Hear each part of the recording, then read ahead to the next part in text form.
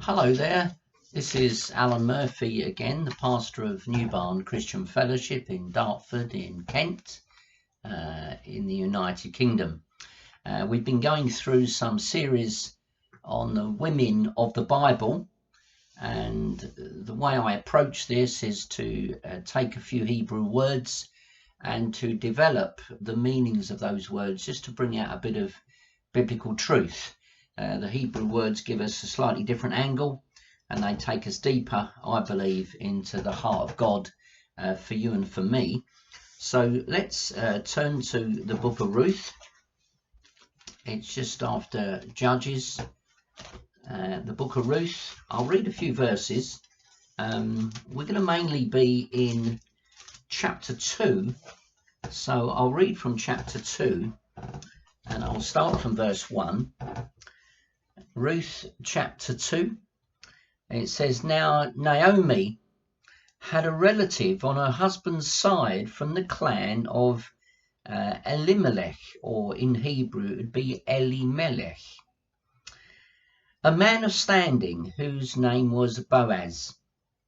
And Ruth the Moabitess said to Naomi, 'Let me go to the fields and pick up the leftover grain behind anyone in whose eyes I find favour.' Naomi said to her, 'Go ahead, my daughter.' So she went out and began to glean in the fields behind the harvesters. As it turned out, she found herself working in a field belonging to Boaz, who was from the clan of Elimelech.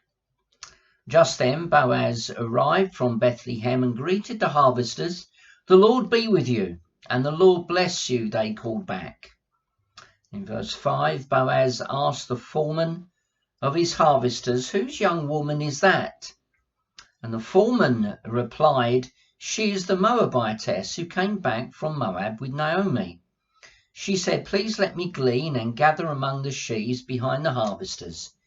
She went into the field and has worked steadily from morning till now, except for a short rest in the shelter.'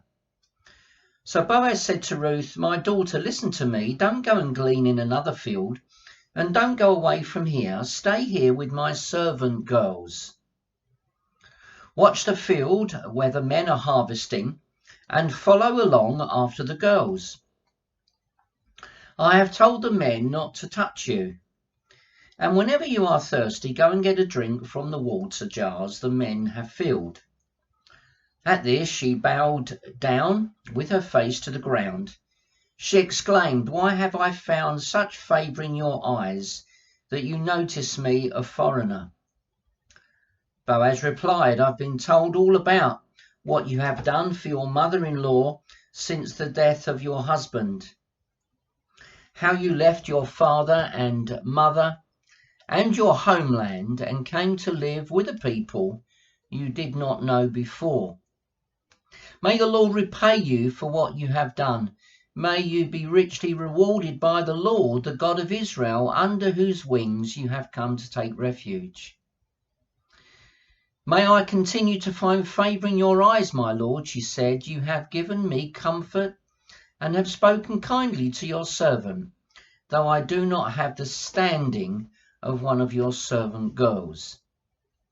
Okay, I'm going to stop there. It's a lovely story, and one which you are obviously familiar with.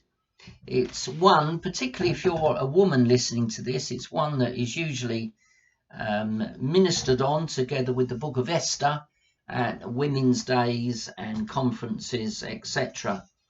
And there's a couple of things by way of introduction. And you need to look at the fact that there was a famine in the land, and Elimelech, whose name means "my God is king." Okay, you've got the El, which is God, and you've got the Melech, which is king. God king, my God is king. The question that is interesting to ask yourself is, should he have gone and left where he was living to a foreign place because they were going through a difficult time? Clearly, other people stayed and they got through the famine. So is that a bit of a contradiction, that he's saying, "My God is king"? and yet he wasn't able to trust God in a famine situation? Just a question I'd like to leave with you. And consequently, of course, when he went, then they suffered quite some traumatic deaths in the family.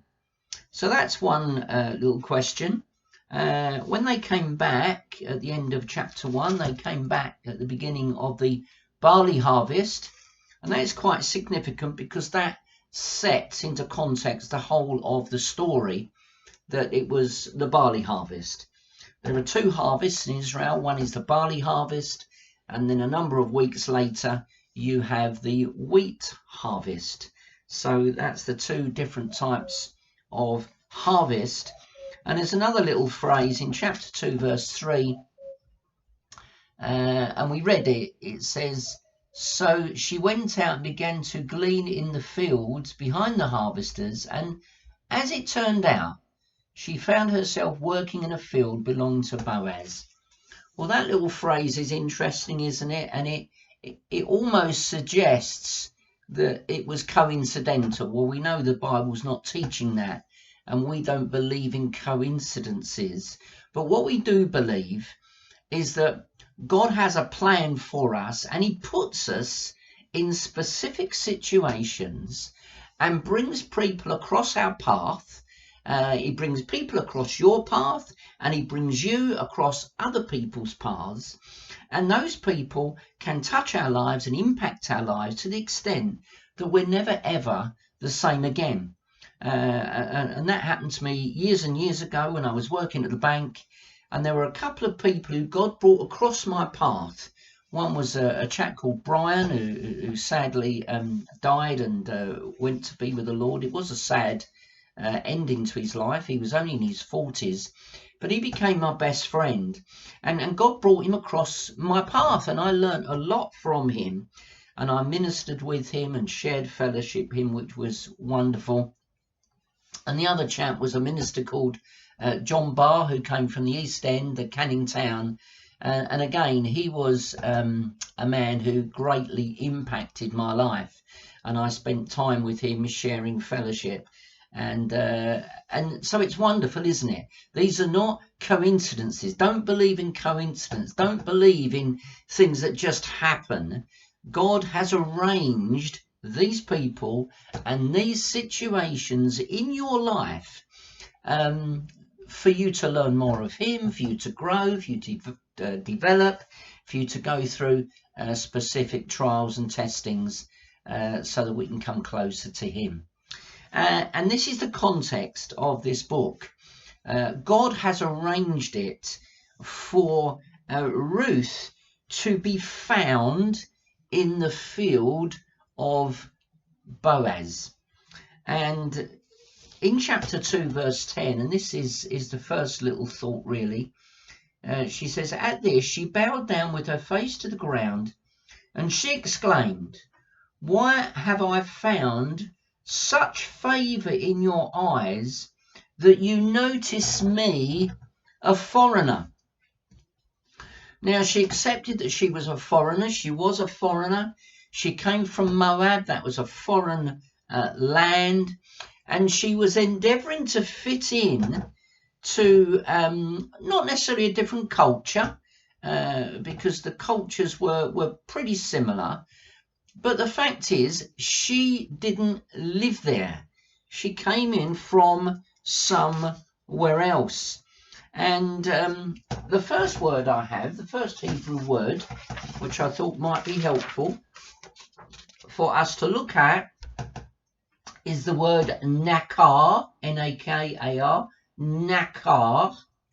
And this means to be strange, to scrutinize, or to look intensely at.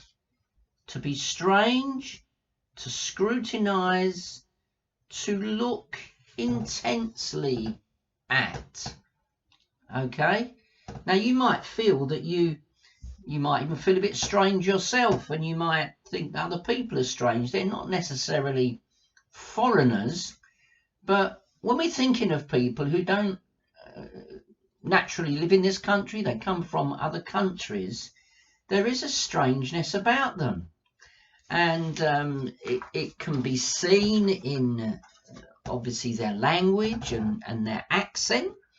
And I applaud people who come to this country who can speak English. I think that is amazing. The English people, it is said, are extremely lazy at learning other languages because everyone speaks English, so we don't have to learn another language in a sense. But people are very, very proud and very, very honoured when you speak their language. I did A-level French at school, and so I can speak a little bit of French, and we did some ministry trips over to France a number of years ago, and we had a time of prayer, and I was aware that I'd never prayed in French. I mean, I couldn't preach in French because I would be too slow. I couldn't think quick enough. But I'd never prayed in French, and I thought, well, this is my opportunity. So I prayed a prayer in French for the first time, and it was an immense element of satisfaction for me, and it was great for them because they could understand what I was praying, and I think they felt the benefit and the privilege and the honour that I'd made an effort. And so when people are foreigners in a situation, they speak differently, their accent is different, they sometimes wear different clothes, okay? They wear different clothes, and their facial features are very often different. It might be a difference in the eyes, a difference in the cheekbones, the shape of the face. And sometimes you can look, can't you, at a person and think, they are of a particular race or from a particular country because of their features. The important thing is that she is a foreigner, so they know she's a foreigner. She is an outsider. And you know, when we think about our relationship with God, as we look at her relationship with Boaz, the Bible says very clearly that we were aliens, we were outsiders, we were strangers to the family of God. In fact, it goes further than that. He says, well, we were actually enemies of God. And through Jesus and through his sacrifice on the cross, we have been brought in and we have become part of the family of God. And I remember years ago going to Africa, and obviously I was a stranger there, and they would come up to me and they would rub my arm because I had a different colour skin, and they would run their fingers. They would want to touch my hair because my hair was different to theirs. So you can understand that the Hebrew meanings of to scrutinize and to look intently at, that's what we do with people who are not the same as us. We scrutinize them, we look at them, we wonder, we watch, we see their habits, we see the way that they go about things. And Ruth is very aware of that. And she says, why have I found such favour in your eyes that you notice me, a foreigner? And that's exactly where we are this morning, isn't it? That's exactly what God has done for us in Jesus. God noticed us, God knew us, God made us. And although we chose to go against him, some of us it's been a constant decision, and some of us have never chose for him. We haven't particularly chosen against him, but we've never chose for him. But God sees, and God looks, and God notices, and God looks intently at you. He scrutinizes you. Although there are 7 billion people on earth, he scrutinizes you as an individual. And I think that's lovely, and that's a wonderful blessing for you and for me to understand. So being a foreigner, she was a foreigner, we were a foreigner, And then the story progresses, and it starts to hot up a bit.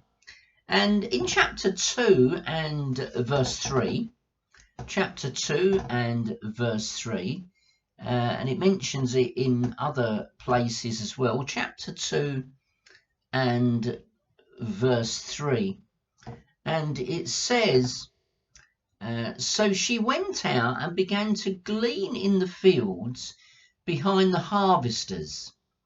Now this word glean, it's mentioned at least 7 times in this chapter. Now, whenever you look at the Bible and a word is repeated again and again and again, it's worth looking at that word. It's worth seeing why that has been repeated so many times. And the word for glean, I've written it up for you. It's lakat or lachat, and it means to gather, to pick up, and to glean. To gather, to pick up, and to glean. And what is happening with gleaning is it was a commandment. Okay, have you got that? To gather, to pick up, and to glean. And what God said in the law is that when you harvest a field, you were to leave part of the produce, be it barley, wheat, whatever it was, you were to leave, particularly around the edges, you were to leave it for the poor and the alien and the foreigner, so they could get a benefit from the produce. And you'll notice, if you read the passage a bit closer, but I'm going to draw your attention, that we've got the word glean a number of times, but we've got the word harvest and harvesting and harvester a number of times too. So in chapter 2 and verse 3, we have glean in the fields behind the harvesters. There it is. And then we've got in verse 4, just then Boaz arrived from Bethlehem and greeted the harvesters. We've got it again in verse 5. Boaz asked the foreman of the harvesters. We've got it in verse 7. And it says, she said, please let me glean and gather among the sheaves behind the harvesters. And in verse 9, it says, watch the field where the men are harvesting. And a few times there it says, behind the harvesters, and verse 9 it says follow after. So you can see that the gleaning process was to happen behind the harvesters. The harvesters were able to obviously harvest the crop, and the gleaners, by implication, when all that had been harvested, there was some left over, and so they came behind. There was a sense of secondariness about it. There was the sense that somebody else got the first crop and you got what was left. And it actually says that she gleaned what was left over. And I think that is a really, really interesting point regarding our position in God, regarding how God views us, regarding his heart for you and for me, that in our position of being an alien and a foreigner, there was still enough for God to bless us with. God never runs out, of course, and however much he has in his cupboard, in his storeroom, for his church, for his family, for his people, he will always have enough for those who at this present time do not belong to him, the alien and the foreigner. Because when you come to God, He's not scratching his head and thinking, oh my goodness, I'm running out of ideas, I'm running out of this, I'm running out of that, I've got so many people to think of, I've got the universe to, to worry about. God is almighty and he's always got enough. And I think that's lovely. And isn't it great when God touches the heart of people, particularly rich people? And, there are lovely people in our world, aren't there? And, Bill Gates, for example, who is a philanthropist, and he gives money away. And he's got loads of money, but he gives loads of money away. And God bless people like him who gives money away to precious and good and worthwhile charities to enable others who are less advantaged to get a part of the crop, to get a part of the share. And as I was thinking about this, I was reminded of the woman in Matthew 15, verses 21 to 28. Matthew 15, and it's worth turning to it. Matthew 15 and 21 to 28. And it can be a bit of a confusing story, really, because of the way that Jesus speaks to this woman. Now, Matthew 15, 21. It says, leaving that place, Jesus withdrew to the region of Tyre and Sidon. Now, this was a Gentile area. So we're not talking about Jesus ministering to his own. We are talking about an alien and a stranger. Verse 22, a Canaanite woman from that vicinity came to him, crying out, Lord, Son of David, have mercy on me. My daughter is suffering terribly from demon possession. Okay, so that's a request. Somebody's, got an issue, got a problem. And instead of Jesus responding positively, he says in verse 23, Jesus did not answer a word. So he doesn't even reply. Okay, so you think, well, that's a bit rude. Lord, is it? Is it a bit rude?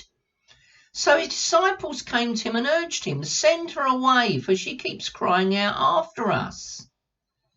So Jesus ignores her. The disciples are saying, send her away. And he answers, I was sent only to the lost sheep of Israel. In other words, she doesn't belong to the lost sheep of Israel. She's a foreigner. So, she's out of bounds, basically. And verse 25, the woman doesn't get put off. It says, the woman came and knelt before him. Lord, help me, she said. Now, even at this stage, Jesus still doesn't give her any encouragement. He doesn't drop his guard. And he says, it is not right to take the children's bread and toss it to the dogs. Now, that seemingly to us is quite an insult, all right? And we won't go too deeply into the culture of all that, but let's just take it at face value. Whatever that means, and it obviously does mean something culturally, Jesus is putting another barrier in her way. So he says that, and in verse 27, she comes back, yes, Lord, she said, but even the dogs eat the crumbs that fall from their master's table. And then Jesus answered her, and you can sense his whole demeanor change, his whole face changing. Woman, you have great faith. Your request is granted. And her daughter was healed from that very hour. And I think the thing that touches Jesus's heart is her persistence, brought about by her desperation. So what she's saying is, Lord, I don't want the food on the table, okay? I'll just have the crumbs. I'll just have what's left over. This is exactly the situation in Ruth. She gleaned what was left over.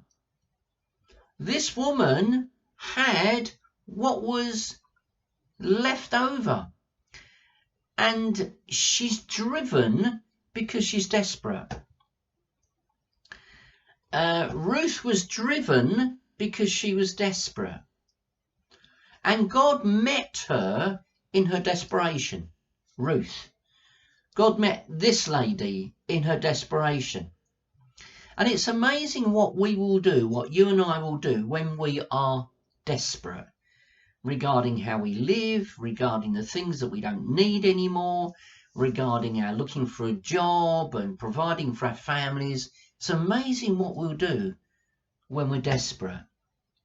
And you know, if you are desperate today in any way, shape or form, then the best thing you can do is come to your Boaz, come into the field of your Boaz, which is what Ruth did, and come to Jesus like this woman did in Matthew 15 and call upon the name of the Lord. Just pray to him. I've got a friend in Africa called David Coretto. He's a pastor. And I remember him saying to me a number of years ago that he's a farmer as well as a pastor. And he's got, you know, some cows and all that sort of thing. And I remember him saying that for some reason he was behind in his harvesting. And there was something about the fact he'd missed the rains. I can't quite remember the full thrust of the story.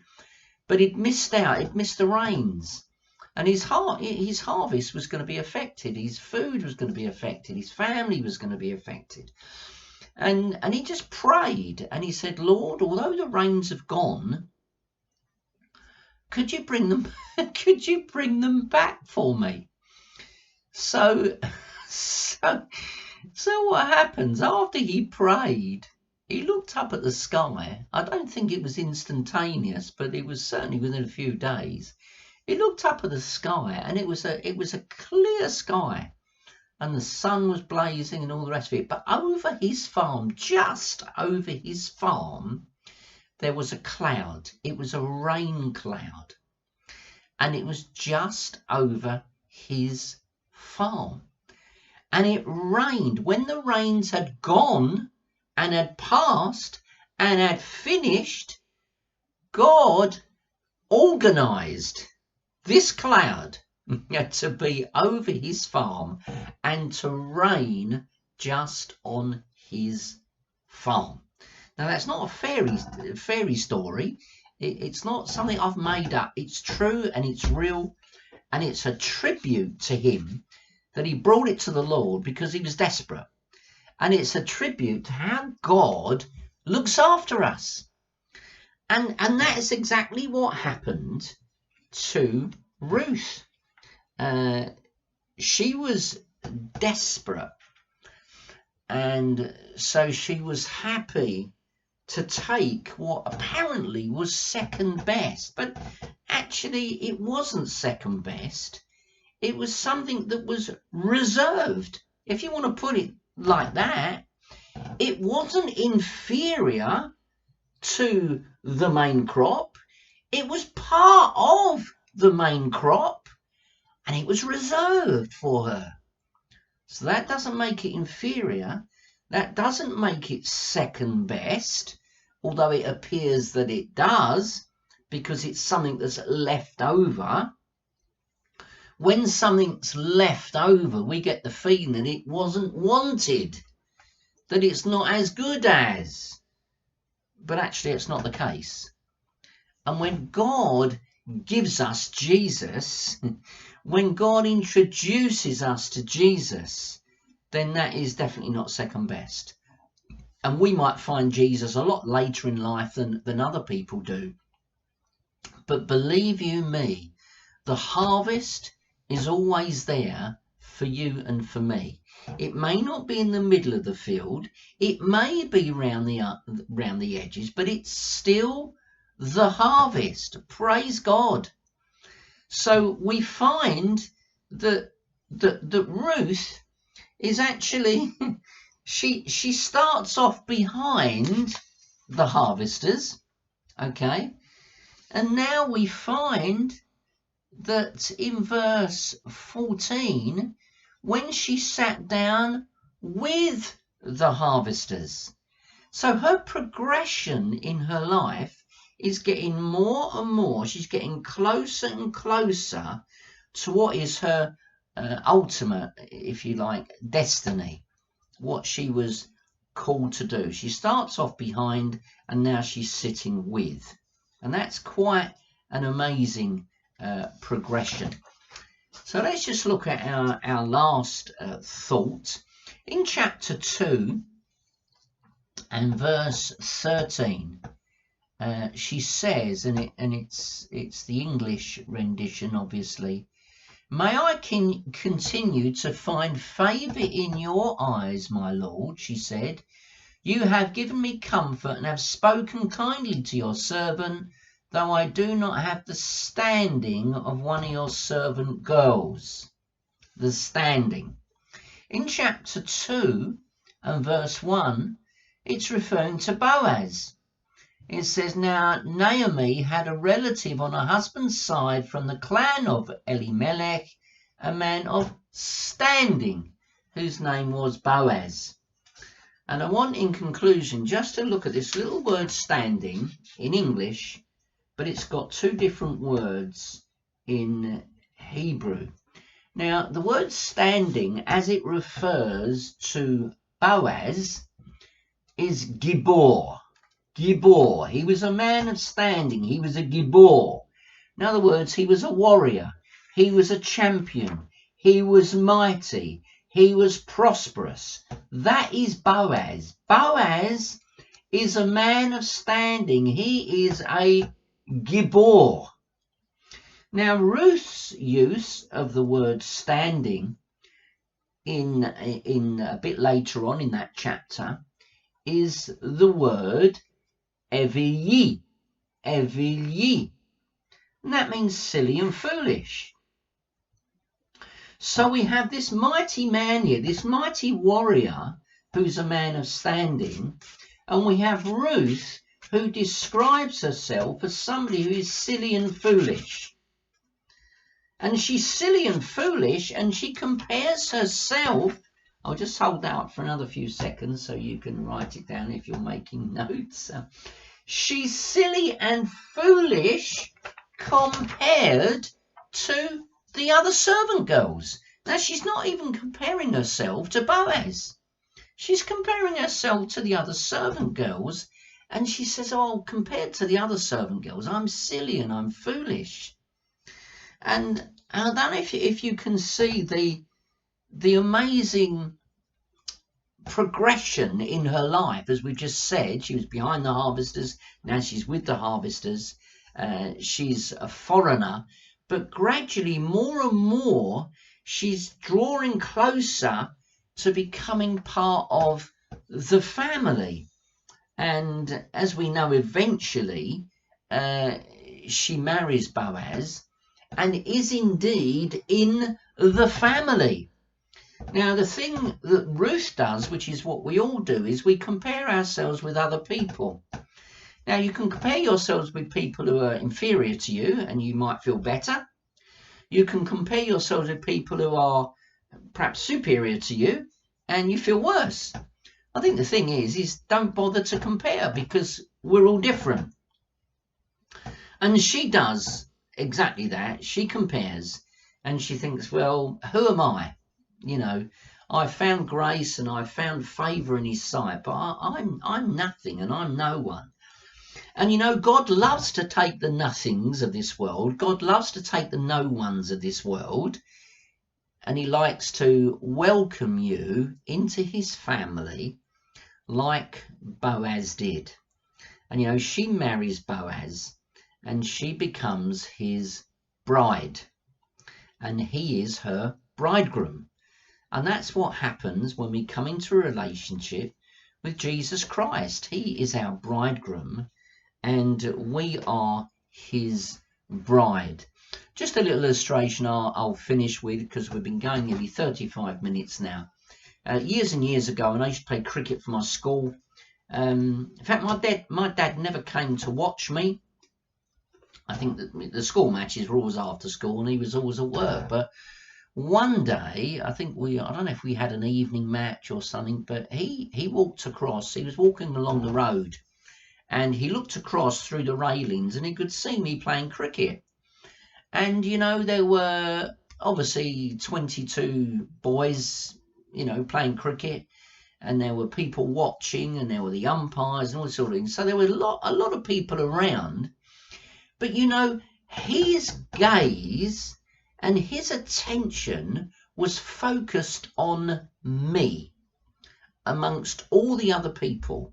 His attention was focused on me. And as a result of that, he went out and bought me a cricket bag, and which was lovely. So I put my cricket bat in it and all that sort of thing. And I thought that was lovely. And then he said to me, he said, "Oh, I saw you playing cricket, son." And I thought, "Oh yeah, I'll buy him a cricket bag." And I thought that was, out of all the people who were there, God, my dad, my father, I was different. I was unique amongst all those people. And he could see me. It was a long way away, but he could see me, see the way I ran and all the rest of it. He knew me. As we said before, earlier on, out of all the people on the face of this earth, God picks you out because he loves you so much. He sent Jesus to die for you. Died for you. He loves you. And if you don't know Jesus, you can become part of his family, and you can give your life to him, and you can be wedded to him, and he can become your bridegroom. So there we go. We've looked at a few aspects of Ruth. We've looked at how she's been. There's lots in the book. The whole book is about her. Whereas the other women of the Bible that we've looked at, the book hasn't been named after that person. But so this whole book is about Ruth. And perhaps we'll do a study on the book one day. But suffice to say at the moment, that Ruth, one of the women of the Bible, gives us a wonderful insight into the plan of salvation for her and the plan of salvation that God has for you and for me. The Lord bless you, and I'll see you next week. Okay, bye-bye.